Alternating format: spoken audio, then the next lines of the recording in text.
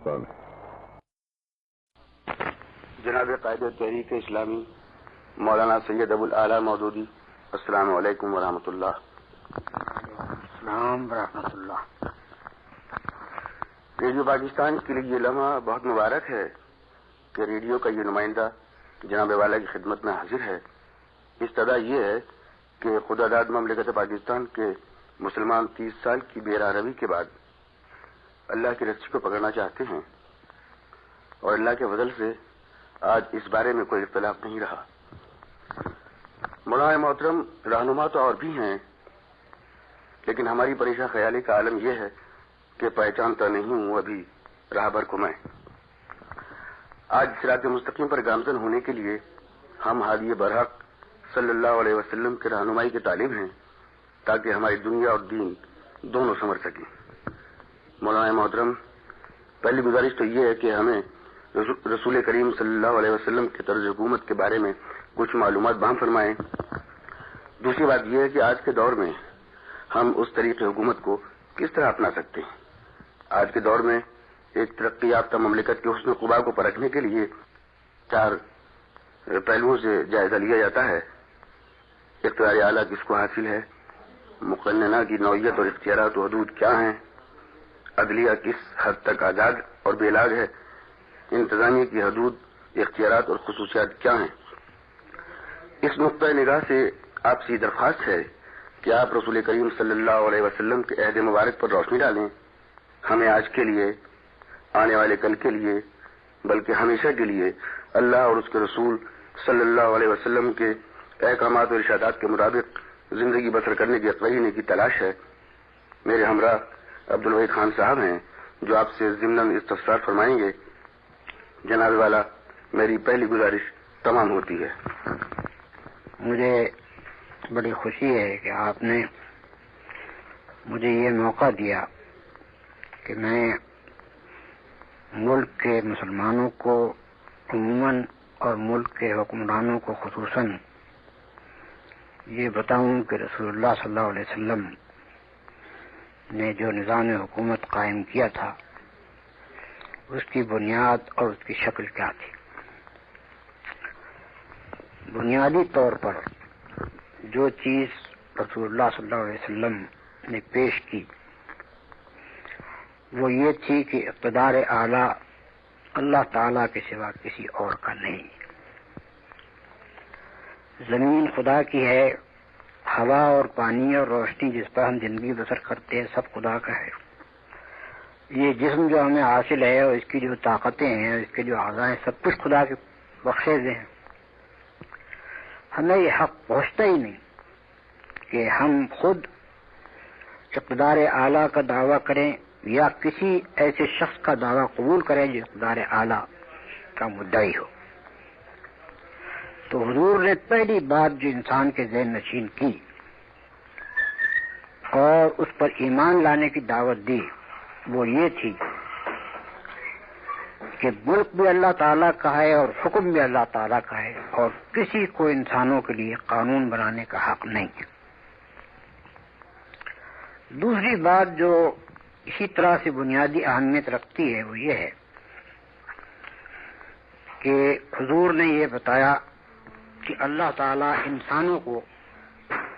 براہ راست قانون نہیں دیتا بلکہ اپنے رسولوں کے ذریعے سے دیتا ہے. رسول اللہ صلی اللہ علیہ وسلم کسی کے منتخب کیے ہوئے حکمراں نہیں تھے، نہ خود بنے ہوئے حکمراں تھے، بلکہ اللہ تعالیٰ نے آپ کو مقرر کیا تھا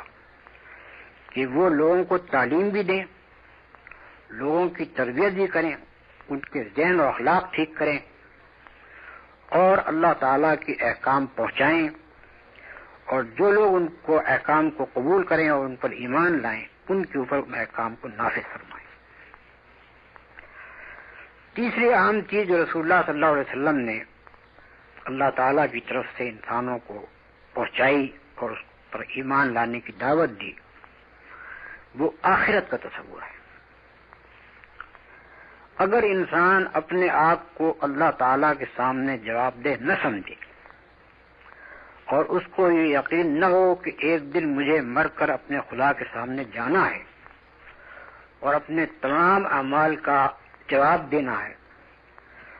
تو وہ نہ اسلام کے راستے پر چل سکتا ہے، نہ حقیقت میں ایک صحیح انسان بن سکتا ہے۔ ان تین چیزوں کو رسول اللہ صلی اللہ علیہ وسلم نے پورے 13 سال مکہ معظمہ میں دعوت و تبلیغ کے ذریعے سے لوگوں کے سامنے پیش کیا، اور جن لوگوں نے ان چیزوں کو مان لیا ان کی آپ نے جماعت بنائی۔ اسی طرح سے رسول اللہ صلی اللہ علیہ وسلم کے زمانے قیام مکہ کے آخری 3 سال ایسے تھے جن میں مدینہ طیبہ کے باشندوں کی ایک چھوٹی سی جماعت ایمان لے آئی اور اس نے حضور کی اس دعوت کو قبول کیا اور آپ کو دعوت دی کہ آپ مدینہ طیبہ تشریف لائیں۔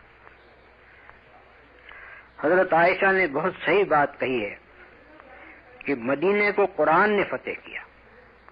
یعنی کوئی تلوار نہیں تھی، کوئی طاقت نہیں تھی جس سے مدینے کے لوگ تابع فرمان بنے ہوں، بلکہ قرآن مجید جب ان کو پہنچا اور قرآن مجید کی جو مکہ معظمہ میں صورتیں نازل ہوئی تھی وہ ان کو بتائی گئیں، ان کو سنائی گئیں، انہوں نے ان کو حفظ کیا، یاد کیا۔ اس چیز کی وجہ سے وہ بالکل سچے دل سے نہ صرف یہ کہ ایمان لائے، نہ صرف یہ کہ انہوں نے اپنے چھوٹے سے دیہات میں حضور کو آنے کی اور حضور کے ساتھیوں کو آنے کی دعوت دی، بلکہ یہ دعوت اس بات کی تھی کہ آپ ہی ہمارے حکمراں ہیں، آپ ہی ہمارے سردار ہیں، آپ ہی ہمارے فرمانروا ہیں۔ یعنی آپ مہاجر کی حیثیت سے یا پناہ گزین کی حیثیت سے وہاں نہیں جا رہے تھے، بلکہ وہاں کے لوگوں نے آپ کو اپنے فرمانروا کی حیثیت سے اور اپنے آقا و مولا کی حیثیت سے اور اپنے معلم اور اپنے مربی کی حیثیت سے دعوت دی تھی کہ آپ آئیے اور ہمیں تیار کیجیے اس دین کے پر کام کرنے کے لیے جس کو آپ نے پیش کیا اور جس پر ہم ایمان لائے۔ جب رسول اللہ صلی اللہ علیہ وسلم مدینہ طیبہ پہنچ گئے تو پہلے دن سے آپ وہاں کے حکمراں تھے اور ان تمام اہل ایمان کے حکمراں تھے جو ہجرت کر کے مکے سے گئے تھے اور جنہوں نے مدینے میں اسلام قبول کیا تھا۔ مدینے کی آبادی میں اس وقت مشرکین بھی موجود تھے اور اس وقت یہودی بھی موجود تھے، اور ان کی مجموعی تعداد مسلمانوں کی تعداد سے زیادہ تھی، لیکن چونکہ یہ لوگ سچے دل سے ایمان لائے تھے اور رسول اللہ صلی اللہ علیہ وسلم کو انہوں نے اپنے فرمانروا کی حیثیت سے تسلیم کیا تھا اور آپ کے احکام پر عمل کرنے کا یقین اور عہد کیا تھا، اس وجہ سے جس روز آپ مدینہ طیبہ پہنچے اسی روز حکومت اسلامی کی بنیاد پڑ گئی۔ اس حکومت اسلامی میں جو اہم ترین چیز تھی وہ یہ کہ سب سے پہلے لوگوں میں اسلام کا علم پھیلایا جائے، کیونکہ اسلام جہالت کا نام نہیں، اسلام علم کا نام ہے۔ لوگوں تک یہ چیز پہنچی اور لوگوں نے اس کو مانا، اسی طرح رفتہ رفتہ رفتہ اسلام کی طاقت بننی شروع ہو گئی۔ دوسرا عظیم کام جو آپ نے کیا وہ یہ تھا کہ لوگوں کے اخلاق درست کیے جائیں اور ایک ایسا اسلامی معاشرہ پیدا کیا جائے جس کی ہر چیز اخلاق صالحہ پر مبنی ہو۔ کوئی نظام حکومت اعلیٰ سے اعلیٰ درجے کا بھی قائم کر دیجیے، اگر عام لوگوں کے اندر وہ اخلاق موجود نہیں ہیں جو اس نظام حکومت کی پشت پناہی کریں تو وہ کبھی کامیابی کے ساتھ نہیں چل سکتا۔ اس وجہ سے آپ نے دوسرا اہم ترین کام جو کیا وہ یہ کہ لوگوں کے اخلاق بنائے۔ ایک نظام حکومت میں اگر لوگوں کے اخلاق ٹھیک اس نظام کے مزاج کے مطابق ہوں تو وہاں قوت استعمال کرنے کی ضرورت نہیں پیش آتی، وہاں لوگوں کو دبانے کی حکومت ضرورت نہیں پیش آتی، وہاں لوگوں کے اوپر جبر کرنے کی ضرورت پیش نہیں آتی، بلکہ صرف یہ بات کہہ دینا کافی ہوتا ہے کہ فلاں چیز کا اللہ تعالیٰ نے حکم دیا ہے اور اس کے بعد لوگ فوراً خود بخود تعمیر کرتے ہیں۔ تعمیر کرانے کے لیے وہاں کسی پولیس کی ضرورت نہیں تھی، رسول اللہ صلی اللہ علیہ وسلم کے زمانے میں کوئی پولیس نہیں تھی۔ اگر کبھی کسی مجرم کو قید کرنے کی ضرورت ہوتی تھی تو کسی مکان میں بند کر دیا جاتا، جیل ویل کوئی چیز نہیں تھی۔ بس یہ بات یہ حکم خدا کی طرف سے ہے، یہ اس کے لیے کافی تھا کہ لوگ اس کو مان لیں۔ شراب کی مثال موجود ہے حضور نے یہ اطلاع دی لوگوں کو کہ شراب اللہ تعالیٰ نے حرام کی ہے، اور اسی وقت مکے میں تمام مٹکے توڑ کر شراب بہا دی گئی مکے وہ مدینے میں، اور مدینے کی گلیوں میں بہتی رہی، اور جس کا ہاتھ جس جگہ تھا وہیں رک گیا شراب پینے والے. اس طرح کی پابندی قانون کی مثال پوری انسانی تاریخ میں نہیں ملتی. امریکہ نے اربوں روپیہ صرف کیا اس بات کے اوپر کہ لوگوں کو قائل کیا جائے کہ شراب وہی چیز ہے. سلائڈس دکھائی گئی لوگوں کو کہ شراب کے یہ اثرات ہوتے ہیں اور اس طرح سے وہ انسانی اعضاء کو خراب کرتی ہے. ڈاکٹروں کی رائے شائع کی گئی، بڑے پیمانے پر لوگوں کی رائے تیار کر کے 18 امینڈمنٹ پاس کرائی جس میں شراب کو ممنوع قرار دیا گیا تھا. جس روز شراب کو ممنوع قرار دیا گیا اس کے دوسرے دن سے بدترین قسم کی شرابیں امریکہ میں پھیل گئی، یہاں تک کہ پوری قوم کو معلوم ہوا کہ اس بندی شراب کی وجہ سے لوگ زہر کھا رہے ہیں. اتنی زہریلی چیزیں پھیلنی شروع ہو گئی اور آخرکار وہ حکم واپس لینا پڑا. اب کمپیئر کیجیے، مقابلہ کر کے دیکھیے کہ ایک جگہ حکم دیا جاتا ہے فوراً اس کی تعمیل ہوتی ہے، دوسری جگہ لوگوں کی مرضی سے ترمیم کی جاتی ہے دستور میں اور اس کے بعد لوگ اس کی پابندی نہیں کرتے. معلوم ہوا کہ ایمان بنیاد ہے تمام ایک صحیح نظام حکومت کو چلانے کی، اور اس کے پیچھے اخلاق. یہ دونوں چیزیں موجود نہ ہوں تو آپ کوئی نظام بنا لیجیے، اچھے سے اچھا نظام بنا لیجیے، کاغذ پر بہترین نظام تیار کر لیجیے، زمین پر وہ کبھی قائم نہیں ہوگا.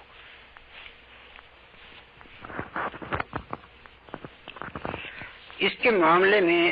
ایک بات یہ سمجھ لینی چاہیے کہ موجودہ زمانے کی جو پولیٹیکل تھیوری ہے کہ ایک ہوتی ہے منتظمہ اور ایک ہوتی ہے مقننہ اور ایک چیز ہوتی ہے عدلیہ، یہ اس زمانے کے تصورات ہیں. جہاں تک رسول اللہ صلی اللہ علیہ وسلم کا تعلق تھا، حضور قانون دینے والے بھی تھے، حضور جج بھی تھے، حضور فوجوں کے قائد بھی تھے، حضور ملک کے نظم و نسق کو چلانے والے بھی تھے. ایک ہی شخصیت میں تمام قوتیں و طاقتیں جمع تھیں، اور یہ اللہ تعالیٰ کے مقرر کیے ہوئے نبی کے اندر تھی. رسول اللہ صلی اللہ علیہ وسلم کا قاعدہ یہ تھا کہ جو حکم اللہ تعالیٰ کی طرف سے آپ کو ملتا تھا اس میں تو آپ لوگوں سے بے چون و چرا اطاعت کا مطالبہ کرتے تھے، اس میں کسی شخص کو کوئی کلام کرنے کی گنجائش نہیں تھی. لیکن اگر آپ خود کسی مسئلے میں کوئی رائے قائم فرماتے تھے تو صحابہ کرام پوچھتے تھے کہ حضور یہ اللہ تعالیٰ کا حکم ہے یا آپ کی رائے ہے؟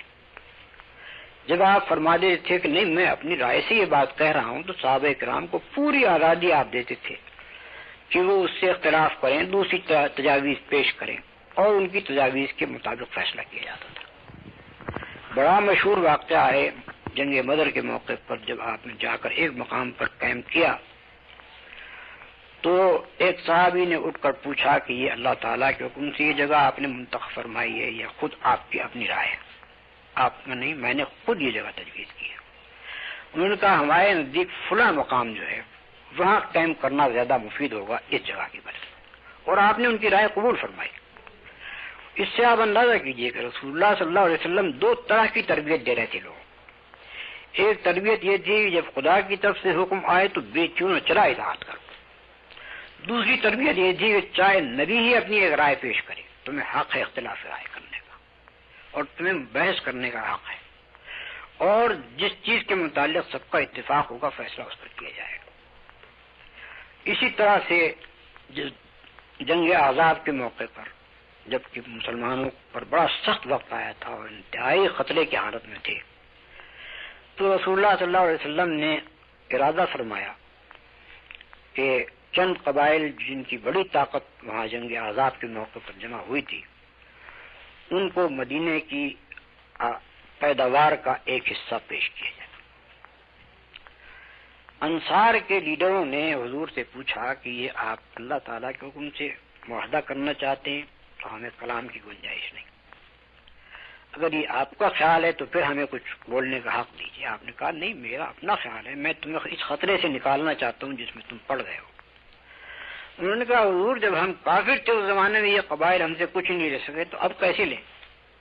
ہم نہیں کرنا چاہتے. چنانچہ اسی وقت ان کے کہنے کے مطابق جو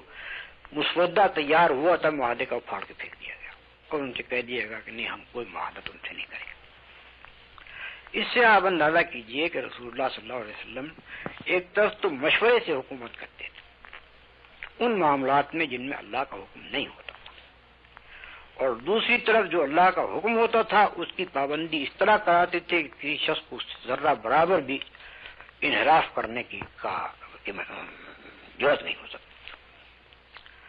اسی طرح سے رسول اللہ صلی اللہ علیہ وسلم قاضی بھی تھے، عدلیہ بھی آپ ہی کے ہاتھ میں تھی۔ اس معاملے میں آپ کا طریقہ یہ تھا کہ ایک تو خفیہ عدالت، یہ کبھی آپ نے نہیں کی، ان کیمرہ سماعت اس کی کوئی نظیر نہیں ملتی۔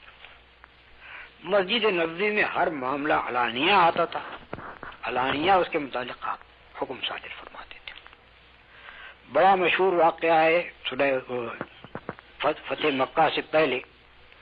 ایک صحابی نے مشرکین کے نام ایک خط لکھ دیا جس میں ان کو مطلع کیا جا رہا تھا کہ تم پر حملہ ہونے والا ہے۔ وہ خط پکڑا گیا۔ اب یہ سری جاسوسی کا معاملہ تھا۔ اس زمانے کے لوگ یہ کہیں گے کہ ایسا خطرناک معاملہ، اس کا تو ان کیمرہ ٹرائل ہونا چاہیے، مگر رسول اللہ صلی اللہ علیہ وسلم نے مسجد نبوی میں اس کی سماعت کی سب لوگوں کے سامنے۔ کوئی ایک مثال اس بات کی نہیں ملتی کہ حضور نے کبھی خفیہ عدالت کی ہو۔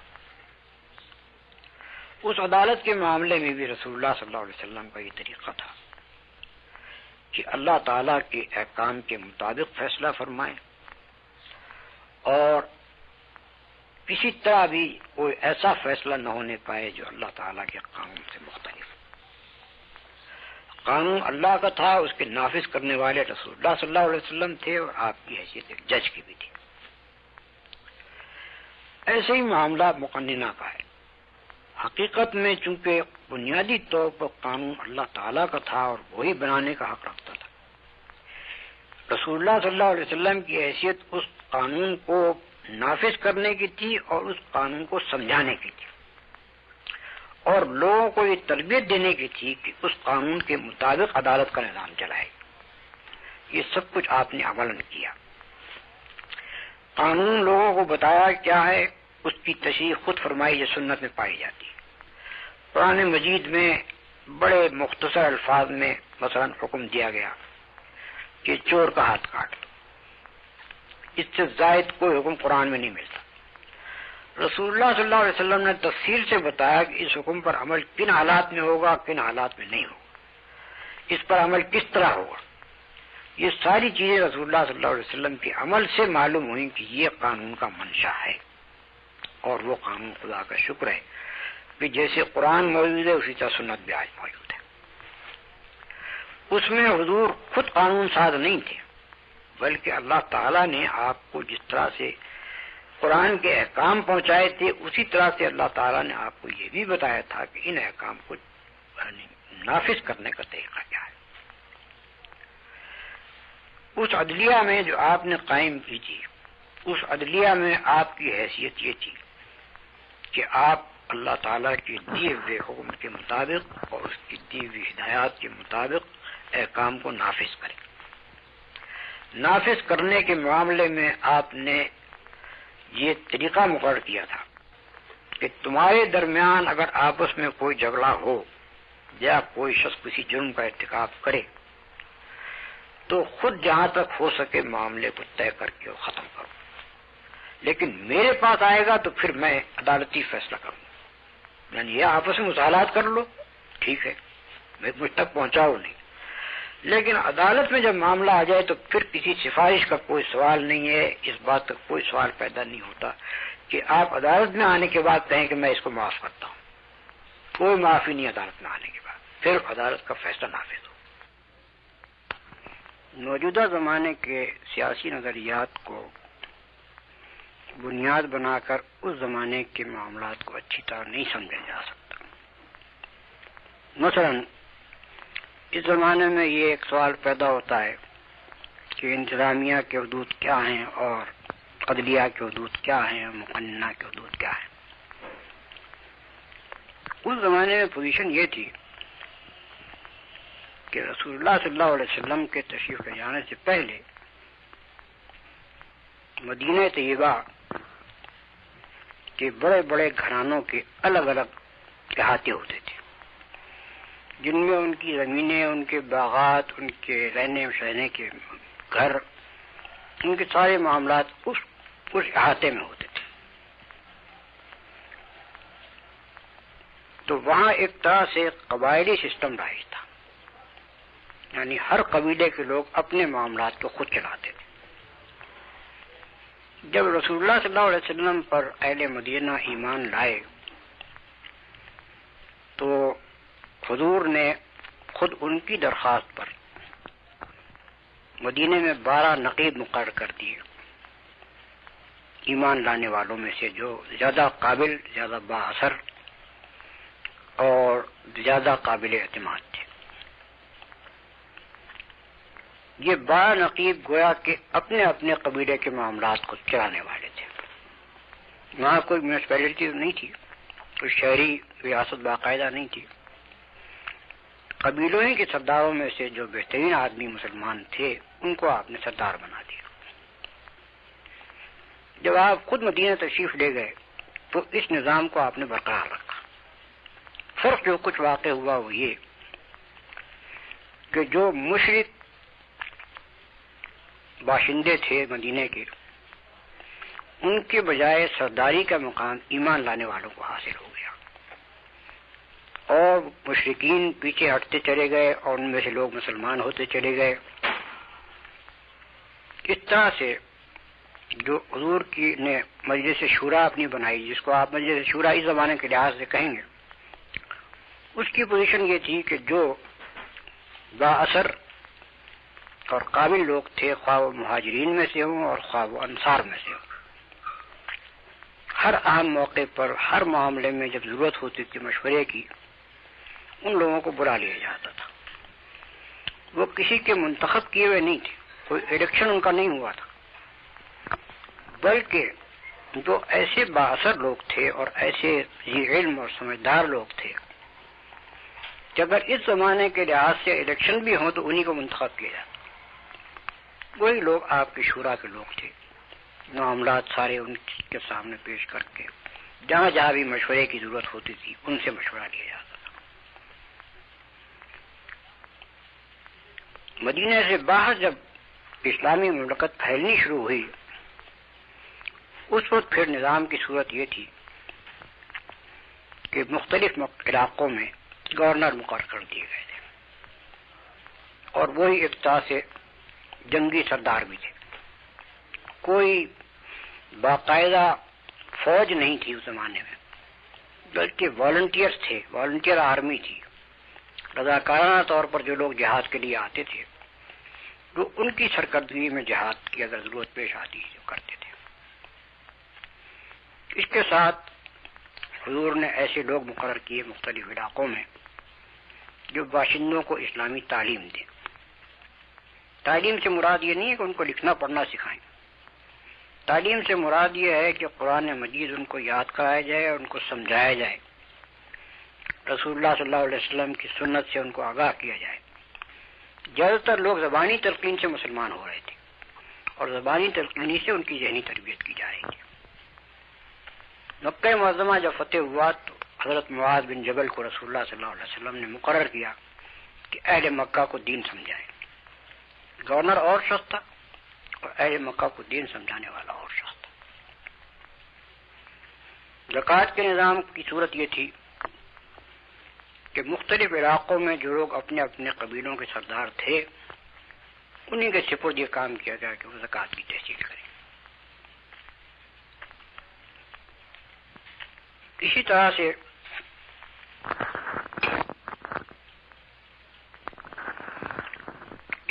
سے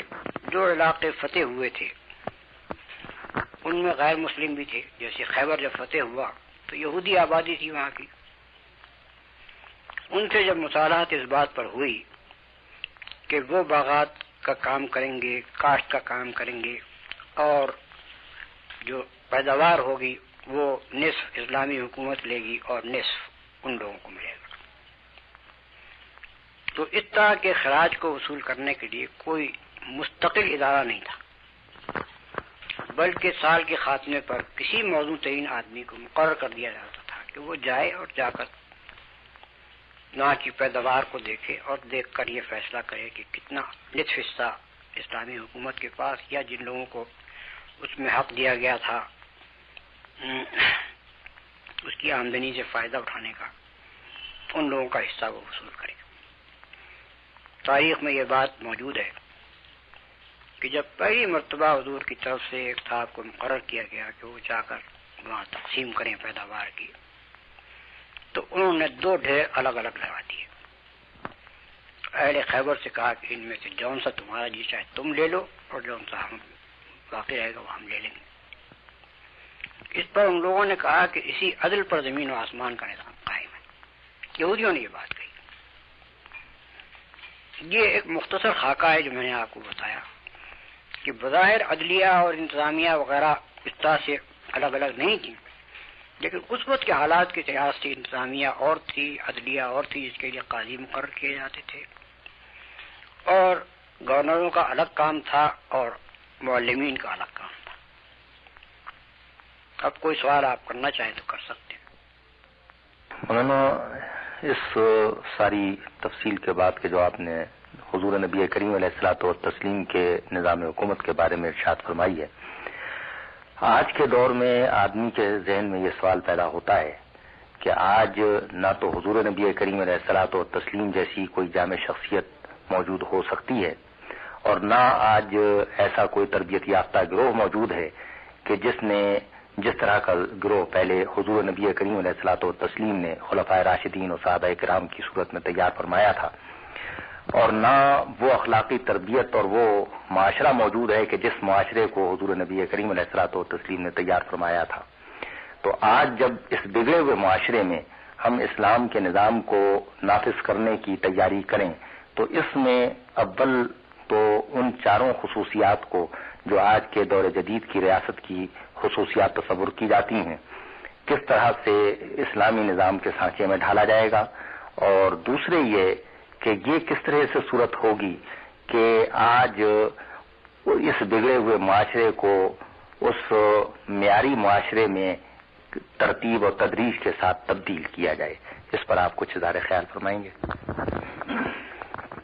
اس معاملے میں سب سے پہلی بات جو سمجھ لینی چاہیے وہ یہ ہے کہ جس چیز کا نام اسلامی نظام ہے وہ کسی بے ایمان نظام حکومت کے ہاتھوں سے نہیں چل سکتا۔ سب سے پہلی بات جو سمجھ لینی چاہیے وہ یہ ہے کہ جس چیز کا نام اسلامی نظام ہے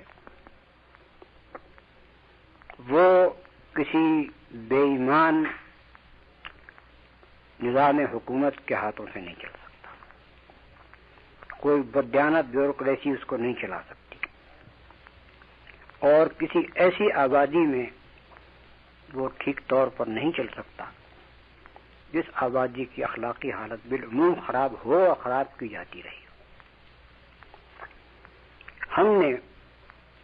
ایک مدت تک بادشاہی نظام کے تحت زندگی بسر کی ہے جو پوری طرح اسلامی نظام نہیں تھا، مگر اس میں اسلامی قانون رائج تھا، اور عام لوگوں کی تعلیم و تربیت کا انتظام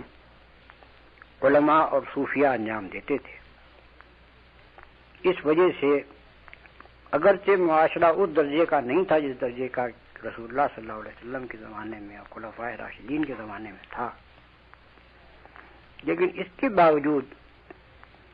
نہ لوگوں کی عام اخلاقی حالت اتنی بگڑی تھی جتنی بعد میں بگڑی، نہ ایسا تھا کہ اسلامی تعلیم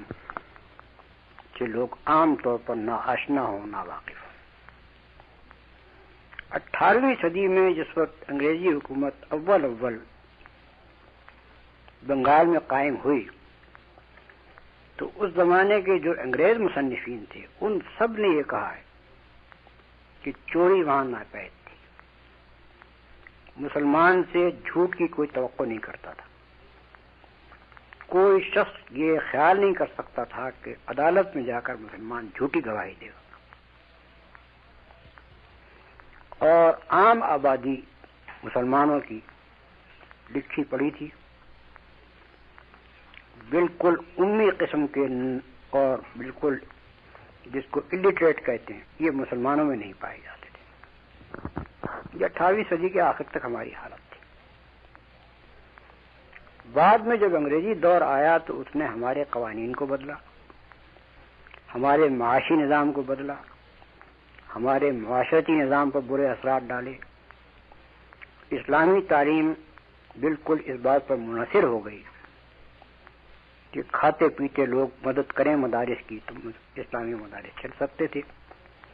حکومت کی طرف سے قطعاً کوئی سرپرستی کا سوال پیدا نہیں ہوتا تھا اسلامی تعلیم کے لیے۔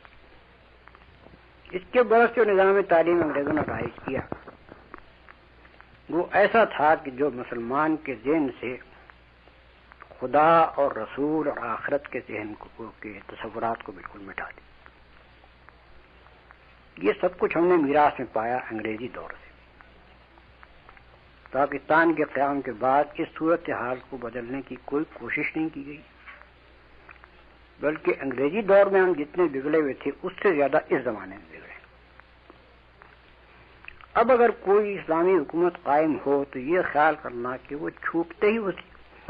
مثالی نظام کی طرف پلٹ جائے گا تو اس کی توقع نہیں کی جا سکتی۔ جو کچھ کیا جانا چاہیے وہ یہ ہے کہ حکومت ایسے لوگوں کے ہاتھ میں ہو جو ملک کے تمام ذرائع اور وسائل کو، ملک کے ذرائع ابلاغ کو، ملک کے ذرائع تعلیم کو، ملک کی تمام مالی وسائل کو اور انتظامی پالیسی کو اس غرض کے لیے استعمال کریں کہ مسلمانوں کی عام اخلاقی حالت کو درست کیا جائے۔ جتنی یہ عام اخلاقی حالت درست ہوتی جائے گی اتنی زمین اسلامی نظام کے لیے تیار ہوتی چلی جائے گی۔ یہی چیز تھے جو ہم توقع رکھتے تھے کہ انگریزی حکومت کے خاتمے کے بعد جب پاکستان میں مسلمانوں کے ہاتھ میں حکومت کا نظام آئے گا تو وہ حکومت عام مسلمانوں کے اخلاق اور کردار کو درست کرنے کی کوشش کرے گی، نظام تعلیم کو بدل کر ان کے اندر اسلامی تعلیم پھیلائے گی، الہات پیدا کرنے والی تعلیم کو بدلا جائے گا، اس کے بجائے خدا پرستی کی تعلیم کو رائج کیا جائے گا، اور عام لوگوں کے اندر حلال و حرام کی تمیز پیدا کرے گا۔ افسوس ہے کہ یہ بات نہیں ہوئی۔ اگر اس وقت یہ حکومت اپنے تمام ذرائع و وسائل کو اس کام کے لیے استعمال کرتی تو آج حالت بالکل مختلف ہوتی۔ اب ہمیں گویا بالکل نئے سرے سے کام کرنا ہے۔ بے شک قوانین اسلامی کو رائج کرنے کی کوشش کیجیے، قوانین اسلامی کو مدون کیجیے تاکہ ہماری عدالتیں ان کے مطابق فیصلے کر سکیں، لیکن سب سے زیادہ زور جس بات پر صرف کرنا چاہیے وہ یہ ہے کہ اسلامی تعلیم صحیح معنوں میں ہمارے تمام مدارس اور ہماری تمام کالجوں اور یونیورسٹیوں میں دی جائے۔ ذرائع ابلاغ کو بجائے فحش پھیلانے کے، بجائے بد اخلاقی اور جرائم پھیلانے کے، مسلمانوں کے اندر اسلامی عقائد کو مضبوط کرنے کے اوپر صرف کیے جائے اور ان کو یہ بتایا جائے کہ اسلامی اخلاق کیا ہے اور کافرانہ اخلاق اور اسلامی اخلاق میں فرق کیا ہے۔ جیسا کہ میں نے ابتدا میں بیان کیا تھا کہ اسلامی نظام قائم ہی اس معاشرے میں ہوا تھا جس کے اندر سب سے پہلے ایمان کو مستحکم کیا گیا تھا، اور اس کے بعد اسی ایمان کے اوپر پورے اخلاقی نظام کی، پورے معاشرتی اور معاشی نظام کی عمارت اٹھائی گئی تھی۔ اب اگر ہم اس مثالی دور کی طرف پلٹنا چاہتے ہیں تو ہمیں اسی ترتیب سے پلٹنا چاہیے۔ اگر عام مسلمانوں میں خدا پر ایمان، رسول پر ایمان، قرآن پر ایمان اور آخرت پر ایمان یہ مضبوطی کے ساتھ بٹھایا نہ جائے گا، اسلامی قوانین کو اگر آپ جاری بھی کر لیں گے تو مؤثر نہیں ہو سکیں گے۔ آپ جانتے ہیں کہ ہمارے ہاں جھوٹے مقدمات بنانے میں پولیس اتنی بڑی مہارت رکھتی ہے کہ وہ ساری دنیا کو چیلنج کر سکتی ہے کہ ہمارے مقابلے میں جھوٹا مقدمہ بنا کے دکھاؤ۔ گواہوں کا حال یہ ہے کہ عدالت میں جا کر صحیح گواہی دینا یہ سمجھا جاتا ہے کہ غلط کام ہے۔ عدالت ہے ہی ایسی جگہ جہاں جھوٹی گواہی دی جائے۔ یہ دو چیزیں اگر نگاہ میں رکھی جائیں تو آپ اندازہ کر لیجئے کہ ہمارے یہاں اسلامی قانون صحیح طور پر کیسے نافذ ہوگا، جبکہ اس کو نافذ کرنے والی مشینری جو ہے وہ بگڑی ہوئی ہو۔ حکومت اس وقت جن لوگوں کے ہاتھ میں ہے ان کا بھی یہ کام ہے، اور آگے جن لوگوں کے ہاتھ میں حکومت آئے ان کا بھی یہ کام ہے کہ انتظامیہ کو صالح بنائیں، تعلیم کا نظام درست کریں، اور تمام ذرائع وسائل صرف کر دیں اس بات پر کہ مسلمانوں کے دلوں میں ایمان بٹھایا جائے اور ان کے اخلاق درست کیے جائے۔ جناب والا، کہا یہ جاتا ہے کہ یہ قوم ڈنڈے کی ہے، یہ کام یہ ضرب المثل ہے اور بولا بھی جاتا ہے، لیکن اسلام میں اخلاق میں تو یہ طریقہ کار نہیں ہے۔ اسلامی قانون میں بھی ڈنڈے کا ایک مقام ہے، لیکن اسلام میں ترتیب یہ ہے کہ سب سے پہلے اصلاح کا کام تعلیم و تلقین کے ذریعے سے کیا جائے تاکہ لوگوں کے خیالات تبدیل ہوں۔ اس کے بعد لوگوں کے اندر اسلامی اخلاق پیدا کرنے کے لیے بڑے پیمانے پر کام کیے جائے، یعنی محلے محلے اور بستی بستی اور کوچے کوچے ایسے لوگ موجود ہونے چاہیے جو اپنے اپنے علاقے کے لوگوں کو درست کرنے کی کوشش کریں، یہاں تک کہ ایک ایسی رائے عام لوگوں میں تیار ہو جائے کہ کوئی شخص بگڑنا چاہے تو اس کے راستے میں بے شمار رکاوٹیں پیدا ہو جائیں،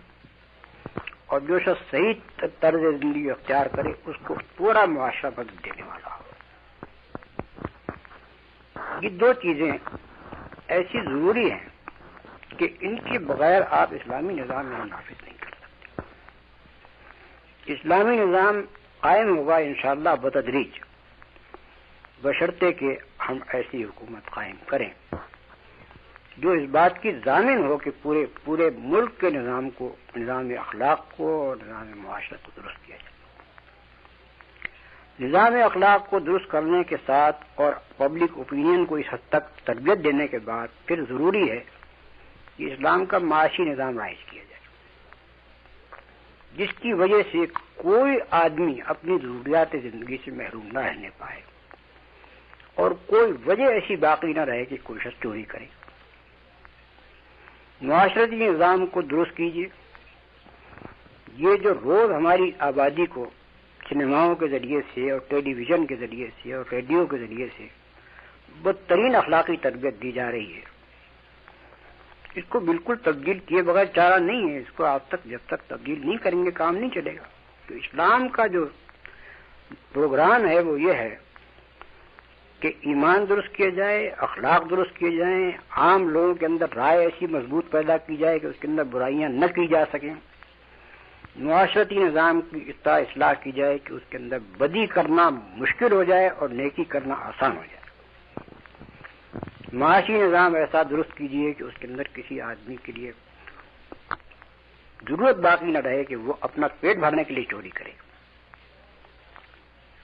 اسی طرح سے آپ اپنے معاشرتی نظام میں یہ تبدیلی پیدا کیجیے کہ اس کے اندر فواحش کا امکان باقی نہ رہے، کوئی ایسے اسباب باقی نہ رہیں کہ جن میں لوگوں کے اندر بد اخلاقی اور بد کرداری پیدا ہو۔ یہ سارے کام کرنے کے ساتھ جہاں کوئی آدمی جرم کا ارتکاب کرے پھر اس کے لیے اسلام میں ڈنڈا ہے، یعنی ڈنڈا آخری چیز ہے۔ بنیادی چیز تو لوگوں کے خیالات کی اور ان کے اخلاق کی اصلاح کرنا، معاشرے کو درست کرنا، ان اسباب کو ختم کرنا جن سے جرائم ہوتے ہیں اور برائیاں پرورش پاتی ہیں۔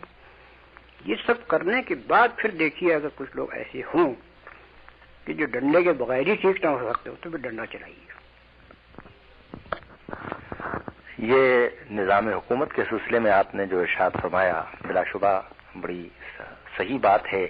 کہ جب تک ایسا نظام وجود میں نہ آ جائے، ایسے لوگوں پر وہ نظام مشتمل نہ ہو کہ جو ایمانداری اور دیانتداری کے ساتھ نہ صرف یہ کہ اسلام کو نافذ کرنا چاہتے ہوں بلکہ اخلاقی اعتبار سے اور علمی اعتبار سے بھی وہ اس منصب اور اس معیار کے لوگ ہوں کہ وہ اس کام کو انجام دے سکیں۔ یہاں سوال یہ پیدا ہوتا ہے کہ آج کے دور میں حکومت کی تبدیلی کے لیے انتخابات ہی کو ذریعہ سمجھا جاتا ہے۔ حضور نبی کریم علیہ الصلوۃ والتسلیم کے عہد مبارک کو سامنے رکھتے ہوئے آپ اس بات پر روشنی ڈالیں گے کہ اس مغربی انداز انتخابات کو کس حد تک اسلام کے شورائی نظام سے ہم آہنگ کیا جا سکتا ہے اور کس طرح؟ یہ بات ذہن نشین کر لیجئے کہ ہم جس مقام پر ہیں ہمیں آغاز اپنے سارے کام کا اسی مقام سے کرنا ہے، اور جس منزل تک ہم جانا چاہتے ہیں وہ ہمارے سامنے واضح طور پر موجود ہو کہ ہم اس منزل تک جانا چاہتے ہیں۔ نقطۂ آغاز تو لامحالہ یہی انتخابات ہوں، کیونکہ ہمارے یہاں اسی طریقے سے نظام حکومت تبدیل ہو سکتا ہے اور حکمرانوں کا تبدیل کیا جا سکتا ہے، اور کوئی ذریعہ اس وقت ایسا موجود نہیں ہے کہ جس سے ہم نظام حکومت چلانے والوں کا انتخاب کر سکیں بجز اس کے انتخابی نظام۔ اب ہماری کوشش یہ ہونی چاہیے کہ ہمارے اندر انتخابات میں بددیانتی، بے ایمانی، ضمیر فروشی یہ نہ ہو سکے، دیانتدارانہ انتخابات ہوں اور لوگوں کو اس بات کا موقع دیا جائے، جو لوگ بھی انتخابات میں کھڑے ہوں، کہ وہ عوام الناس کے خیالات کو درست کریں، ان کے طرز فکر کو بدلیں، ان کے معیار انتخاب کو بدلیں۔ ہو سکتا ہے کہ پہلے انتخاب میں ہم اس میں کامیاب پوری طرح سے نہ ہو سکیں، لیکن اگر انتخابی نظام کو درست کیا جائے تو یہ اس بات کا امکان ہے کہ ایک وقت ایسا آئے جبکہ نظام حکومت پورا کا پورا ایماندار لوگوں کے ہاتھ میں ہو۔ اس کے بعد پھر نظام انتخاب پر ہم نظر ثانی کر سکتے ہیں اور اس مقام تک ہم لے جا سکتے ہیں کہ انتخاب کس طریقے سے نہ بلکہ صحیح جو اسلامی طریقہ ہے اس کے مطابق ہو۔ لیکن آپ کو آغاز تو اسی مقام سے کرنا ہے جہاں آپ اس وقت ہیں، جس لگا کر آپ اپنی انتہائی منزل تک نہیں پہنچ سکتے۔ یہاں مولانا کچھ سوالات اگرچہ اور بھی پیدا ہوتے ہیں، اللہ تعالیٰ آپ کو صحت عطا فرمائے اور ہمیں پھر کسی نشست میں آپ سے کچھ سوالات کرنے کا موقع میسر آئے۔ ایک بات میں آخر میں اب آپ سے یہ ضرور معلوم کرنا چاہوں گا کہ آپ نے جس مشن کو اپنی زندگی کا نصب العین بنایا اور جس طرح آپ نے اس کے لیے پوری عمر جد و جہد کی، اور آج الحمدللہ کہ ایک ایسے مقام پر ہم پہنچے ہیں کہ جہاں وہ نصب العین اپنی منزل کے قریب پہنچتا نظر آتا ہے،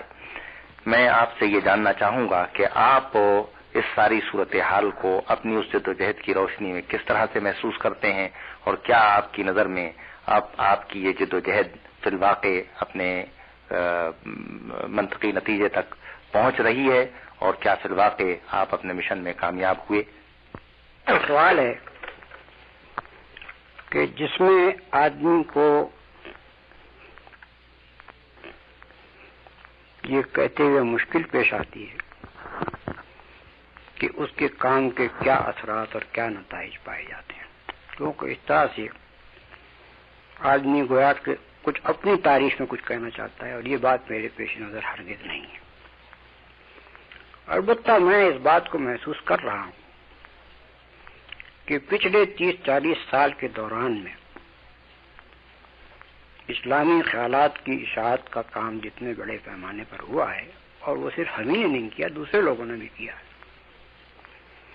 اس کے نتیجے میں ہمارے تعلیم یافتہ طبقے کی اکثریت اب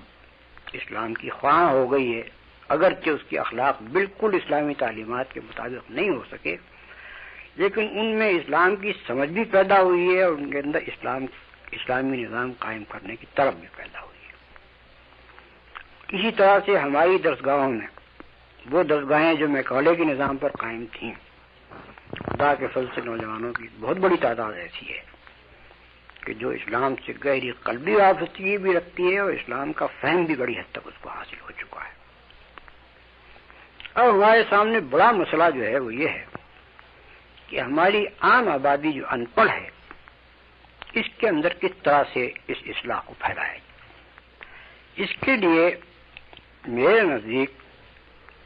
یہ ضروری ہے کہ تعلیم یافتہ نوجوانوں کی اور علماء کرام ممبروں سے یہی کام کریں، مدرسوں میں اس طرح کے نظام قائم کیے جائیں جس میں نوجوان بچوں کو قرآن پڑھایا جائے، سمجھا کر پڑھایا جائے، ان کے خیالات درست کیے جائیں۔ عام دیہاتی باشندوں کے اندر بھی اسلام کا علم پھیلایا جائے اور ان کو بتایا جائے کہ اسلامی اخلاق کیا ہیں، اور جو چیزیں کہ اسلامی نظام اسلامی اخلاق کے خلاف ہیں اور شریعت اسلامی کے حدود سے متجاوز ہیں، ان چیزوں کے متعلق قرآن مجید کی آیات اور سنت رسول صلی اللہ علیہ وسلم سے ارشادات لے کر لوگوں کو بتایا جائے کہ بھئی قتل کتنا بڑا گناہ ہے اور اس کے کیا نتائج ہوتے ہیں اور اس کی کیا سزا خدا کے ہاں رکھی گئی ہے۔ اسی طرح سے دوسرے جتنے بھی گناہ ہیں جو عام لوگوں کے اندر پھیل گئے ہیں، ان کے متعلق جگہ جگہ لوگوں کو بتایا جائے کہ بھئی یہ گناہ جو ہیں تم اگر سمجھتے ہو کہ مر کر خدا کے سامنے جانا ہے تو ان کا جواب دینا پڑے گا، اس کی جواب دہی سے تم نہیں بچ سکتے، اور کسی طرح کوئی ذریعہ ایسا نہیں ہے کہ جس سے تم لوگوں کے حقوق مار کر جاؤ، لوگوں کی عزت و آبرو پر ہاتھ ڈال کے جاؤ، لوگوں کی جانوں کو لے کر جاؤ اور اس کے بعد اللہ تعالیٰ کیا تمہیں معافی مل جائے۔ اس دنیا میں تم چال بازیاں کر کے بچ سکتے ہو، خدا کی غلط سے کیسے بچو گے؟ یہ چیزیں عام لوگوں کے دماغوں میں آپ بٹھائیں تو رفتہ رفتہ رفتہ آپ دیکھیں گے کہ ہماری عام آبادی کے اندر صحیح سمجھ بوجھ پیدا ہوتی جائے گی، اور وہ یہ جان جائیں گے کہ اگر ہمیں اس ملک میں اسلامی نظام چلانا ہے تو کس طرح کے آدمیوں کو ہم آگے لائیں۔ عام لوگ اس بات کو جانتے ہیں کہ آپ بیمار ہوں تو کس ڈاکٹر کے پاس جائیں، لوگ اس بات کو جانتے ہیں کہ آپ کو کوئی مقدمہ پیش آئے تو کس وکیل کے پاس جائیں۔ اسی طرح سے جب لوگوں میں آپ شعور اور سمجھ پیدا کر دیں گے اسلام کی، تو پھر وہ دیکھیں گے کہ ہمیں جب اسلامی نظام رائج کرنا ہے تو کن لوگوں کو ہم آگے لے کر آئیں۔ یہ بہت آسانی سے یہ تبدیلی چند برس کے اندر ہو سکتی ہے اگر ہمارے نوجوان تعلیم یافتہ لوگ اور ہمارے علماء کرام اس کی اہمیت اور ضرورت کو سمجھیں اور اپنی پوری طاقت اس پر صرف کریں۔ اسی کے ساتھ یہ بات ضروری ہے کہ مثلا مزدوروں کی یونینیں کوشش یہ کی جائے کہ مزدوروں میں عام طور پر اس خیال کو پھیلایا جائے کہ تمہارے لیے معاشی نظام سوشلزم نہیں ہے، اسلام ہے، تمہاری مشکلات اس سے رفع ہوں گی، کوئی سوشلزم تمہارے ساتھ انصاف نہ اس نے کبھی کیا ہے نہ آئندہ کرے گا، اسلامی سے تمہیں انصاف مل سکتا ہے۔ تو مزدور تحریکوں کو رفتہ رفتہ اسلامی تحریکوں میں تبدیل کر دیا جائے، ان کے لیڈر ایسے لوگ ہوں کہ جن کے متعلق عام مزدور یہ دیکھیں کہ یہ خدا کو ماننے والا بھی ہے کہ نہیں، یہ صالح آدمی بھی ہے یا نہیں، اس پر بھروسہ کیا جا سکتا ہے اس کے اخلاق پر یا نہیں۔ اسی طرح سے ہم مثلا دیہات کے جو کسان ہیں ان کے مسائل کا حل ان کو سمجھائیں کہ تمہیں جو مشکلات پیش آتی ہیں اس کا حل اسلام میں ہے نہ کہ کسی اور نظام، اور ان کو وضاحت کے ساتھ سمجھایا جائے کہ اسلام ان کے مسائل کو کیسے حل کرتا ہے، ان کی مشکلات کو کیسے دور کرتا ہے اور ایک عادلانہ نظام کیسے پیدا کرتا ہے۔ یہ کام جتنا جتنا ہوتا جائے گا آپ دیکھیں گے کہ رفتہ رفتہ انتخابات کے نتائج صحیح ہوتے چلے جائیں گے۔ پھر ایک وقت ایسا آئے گا کہ جب ہم وہ جو مثالی نظام تھا خلافت راشدہ کا اس کی طرف قدم بڑھائیں۔ جناب علیہ، یہاں ایک سوال یہ پیدا ہوتا ہے کہ آپ نے فرمایا ہے کہ اسلامی نظام بتدریج قائم کیا جانا چاہیے اور قائم کیا جائے گا، تو اس کا مطلب یہ ہے کہ اس کے ساتھ ساتھ ہمارے موجودہ قوانین اور مغربی طرز کی جمہوریت کے تحت بنائے گئے آئین یہ بھی چلتے رہیں گے؟ کیا یہ دونوں ساتھ ساتھ چل سکتے ہیں؟ ان سب چیزوں کو بتدریج بدلنا ہے، جس طرح سے کہ میں نے بتایا کہ تعلیم کے نظام کو بدلنا ہے، عام لوگوں کی اخلاقی حالت کو درست کرنے کے لیے ذرائع ابلاغ کو صحیح طور پر استعمال کرنا ہے، اسی طرح سے اسلامی قوانین کو بھی جس طرح سے ان کو نافذ کرنا ممکن نظر آئے اس طرح سے ان کو بھی رائج کیا جائے، کیونکہ ایک حکومت جو حقیقت میں مسلمان ہو اور جس کے پیش نظر یہ ہو کہ اسلام قائم کرنا چاہیے، اسے سارے شعبوں میں تبدیلی لانی ہے، جن میں سے قانون کا نظام بھی ہے۔ ان میں سے اس بات کی ضرورت ہے کہ ہمارے جو جج ہیں وہ غیر اسلامی قانون کے بجائے اسلامی قانون کے مطابق فیصلہ کرنا شروع کریں۔ اس سے خود بخود عام لوگوں میں یہ خیال پیدا ہوگا کہ اب یہاں کافرانہ نظام نہیں چلے گا، یہاں اسلامی قانون رائج ہے۔ یہ من جملہ ان چیزوں کے جن سے عام لوگوں کے خیالات آپ تبدیل کر سکتے ہیں۔ بلکہ آپ یوں سمجھیے کہ انگریز نے جس وقت ہمارے قوانین کو منسوخ کر کے اپنے قوانین رائج کیے اور ان کے مجسٹریٹوں نے اور ان کے ججوں نے ان قوانین کے مطابق فیصلے کرنے شروع کیے تو لوگوں کے معیار سارے کے سارے بدلتے چلے گئے۔ حتیٰ کہ ان کے دماغ میں یہ بات بٹھا دی گئی کہ اسلام کا قانون تو صرف نکاح و طلاق و وراثت وغیرہ کے لیے، باقی دنیا کے معاملات چلانے کے لیے نہیں۔ جب ان کو معلوم ہوگا کہ نہیں اب اسلامی قانون عدالت میں چلے گا تو آپ دیکھیں گے ان کے خیالات کتنے تبدیل ہوتے ہیں۔ تو اس وجہ سے یہ خیال کرنا صحیح نہیں ہے کہ صرف ایک شعبے میں کام کیا جائے اور دوسرے جو شعبے ہیں ان کو پرانے طریقے پر رائج رکھا جائے۔ انتخابات کے معاملے میں بھی یہ چیز ہے۔ انتخابات کے معاملے میں اب تک جو طریقہ رائج رہا ہے وہ یہ ہے کہ جھوٹے وعدے کرو، لوگوں کو بیوقوف بناؤ، ان کی کمزوریوں سے ناجائز فائدہ اٹھاؤ، لوگوں کے ووٹ خریدو، مختلف طریقوں سے دباؤ ڈال کر ووٹ حاصل کرو۔ اس ساری صورتحال کو آپ تبدیل کیجیے اور عام لوگوں کو آزادانہ انتخاب کرنے کا، منصفانہ انتخاب کرنے کا موقع دیجیے، تو آپ یقین رکھیے کہ بہت بڑی اصلاح تو اس سے ہو جائے گی۔ یعنی برے آدمیوں کا اوپر آنا مشکل ہو جائے گا اور اچھے آدمیوں کا اوپر آنا ممکن ہو جائے گا۔ جناب والا مولانا محترم، آپ سے گزارش ہے کہ ہمیں یہ تلقین فرمائیں کہ ہم اس سلسلے میں ریڈیو کو کیوں کر استعمال کر سکتے ہیں؟ ریڈیو کو استعمال کرنے کے لیے یہ ضروری ہے کہ ایسے لوگوں کو تلاش کیا جائے جو ایک ایک موضوع کے اوپر تیاری کر کے اور ریڈیو پر آ کر تقریر کریں۔ مثلا کچھ لوگ ایسے ہونے چاہیے جن کا آپ انتخاب کریں سوچ سمجھ کر،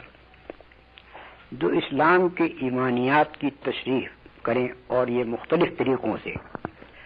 کبھی ایک شخص آ کر وہی بات کرے، دوسرا شخص آ کر کسی دوسرے طریقے سے وہی بات کرے۔ اسلامی عقائد کو لوگوں کے اندر ذہن میں بٹھانا اور اس کی اس طرح سے تشریح کرنا کہ ان کے دماغ میں یہ چیز اتر جائے، یہ پہلا بنیادی کام ہے۔ اسی طرح سے آپ کچھ لوگ ایسے منتخب کریں جو وقتاً فوقتاً آ کر تقریریں کریں اسلامی احکام کی توضیح میں۔ اسی طرح سے اخلاقی برائیاں جو ہیں ایک ایک کو لے کر اس کے اوپر تقریریں کی جائیں۔ جو بڑے بڑے گناہ ہیں جن کے متعلق قرآن مجید میں اور حدیث میں واضح تو بتایا گیا ہے کہ کبائر کیا ہیں، ان کبائر کے متعلق گفتگو کی جائے اور ایک ایک گناہ کبیرہ کے اوپر الگ الگ تقریر کر کے اور وضاحت کے ساتھ لوگوں کے ذہن نشین کیا جائے کہ یہ کبائر جن کو لوگوں نے معمولی چیز سمجھ رکھا ہے اور حالت یہاں تک پہنچ گئی ہے کہ ایک مکھی کو مارنے کی بنسبت ایک انسان کو مار دینا آسان سمجھا جا رہا ہے۔ لوگوں کے دماغ میں بٹھائیے کہ یہ کبائر کتنے بڑے برے نتائج پیدا کرنے والے ہیں اور اس کا تمہیں کیا جواب دینا پڑے گا۔ مثال کے طور پر اگر ایک آدمی واضح کرتا ہے کہ ایک شخص کو تم نے قتل کیا، زیادہ سے زیادہ تمہیں یہی تو سزا مل جائے گی نا کہ تمہیں پھانسی چڑھا دیا جائے گا۔ لیکن جس کو تم نے قتل کیا ہے اس کی آئندہ نسل کو کتنا بڑا نقصان تم نے پہنچایا، اس کا تو بدلہ خدا کے سوا کوئی دینے والا نہیں، کوئی عدالت تو اس کا بدلہ نہیں دے گی۔ تو اس طرح سے اگر مسلسل یہ تقریروں کا سلسلہ جاری ہو جائے ریڈیو پر اور سیدھا آدمی اس کے متعلق تیاری کر کر کے آئیں اور وضاحت کریں، آپ دیکھیں گے 6 مہینے میں فرق عظیم واقع ہو جائے۔ ریڈیو تو ایک بہت بڑا ذریعہ ہے۔ آپ دیکھیے آج کا کسان اب کھیت میں ہل نہیں چلا سکتا جب تک کہ ٹرانزسٹر اس کے پاس نہ ہو، اور اس ٹرانزسٹر سے وہ کیا سنتا ہے؟ بیگمات کے گانے، وہ جو فرمائشی گانے ہوتے ہیں وہ تو اور بھی زیادہ فحش قسم کے ہوتے ہیں، اسی سے اس کو دلچسپی ہوتی ہے۔ آپ معقول طریقے سے ان کو اگر سمجھانا شروع کریں تو ایک مرتبہ دوران کو سنتے ہوئے ہل چلاتے ہوئے بھی وہ یہ باتیں سنے گا اور جا کے اپنی جگہ سوچے گا، کیونکہ یہاں مسلمانوں کا عام آدمی جو ہے وہ خدا کا منکر نہیں ہے، رسالت کا منکر نہیں ہے، آخرت کا منکر نہیں ہے۔ صرف اس کو بتانا یہ ہے کہ آخرت کو ماننے کے معنی کیا ہے۔ اس کو یہ بتانا چاہیے کہ جب رسول کو تم رسول کہتے ہو تو رسول کے اوپر جان نثار کرنا اور چیز ہے، رسول کی پیروی کرنا بھی ضروری ہے، اور رسول کے احکام یہ ہیں جن کے تم مانتے ہو، ان کی خلاف ورزی نہ کرو۔ تو اس طرح سے اگر آپ مسلسل ایک سلسلہ جاری کر دیں تقریروں کا اور مسلسل لوگوں کے ذہن نشین باتوں کو کریں تو آپ 6 مہینے میں فرق عظیم پائیں گے۔ جناب والا، ہم ریڈیو سے کسانوں کے لیے کاشتکاروں کے لیے خصوصی پروگرام بھی کرتے ہیں، مزدوروں کے لیے بھی پروگرام کرتے ہیں، محنت کشوں کے لیے پروگرام کرتے ہیں، خواتین کے لیے بھی، بچوں کے لیے بھی. تو ہم صرف گانا ہی تو نہیں کرتے. یہ الگ بات ہے کہ ان پروگراموں کی بھی نوعیت ایسی نہ ہو جیسی کہ مطلوب ہے. اب میرا کہنا یہ ہے کہ آپ کے ہاں ریڈیو میں زیادہ اہمیت دی جائے لوگوں کے خیالات اور ان کے اخلاق درست کرنے پر، اور دوسری چیزیں جو ہیں وہ اگرچہ بہت سی ایسی ہیں کہ جو شرعی نقطہ نظر سے درست نہیں ہیں، مگر آپ فوراً ان کو تبدیل نہیں کر سکیں گے. ہمارے ہاں کے لوگوں کی حالت اتنی بگڑ چکی ہے کہ آپ نے اگر ان کے وہ دل پسند پروگرام ختم کر دیے تو وہ امرتسر سے لگائیں گے. پھر اس وجہ سے آپ بتدریج تبدیلی کیجیے. میں یہ نہیں کہتا کہ آپ فوراً تبدیلی کریں. رفتہ رفتہ ایک وقت ایسا آئے گا کہ وہ بیگمات کے گانے امرتسر سے بھی سننے کے لیے تیار نہیں ہوں. ان کو معلوم ہوگا کہ یہ چیز جو ہمارے کان میں پڑ رہی ہے اس کا ہمارے کان گواہی دیں گے خدا کے سامنے کہ ہم سے اس شخص نے یہ چیزیں سننے کا کام لیا تھا. جب اس کے دماغ میں یہ بیٹھ جائے گی تو وہ خود نہیں سنے گا. تو اس وجہ سے آپ بتدریج اس کو تبدیل کریں. ایک عنصر کو بڑھائیے، ایک عنصر کو گھٹاتے چلے جائیے.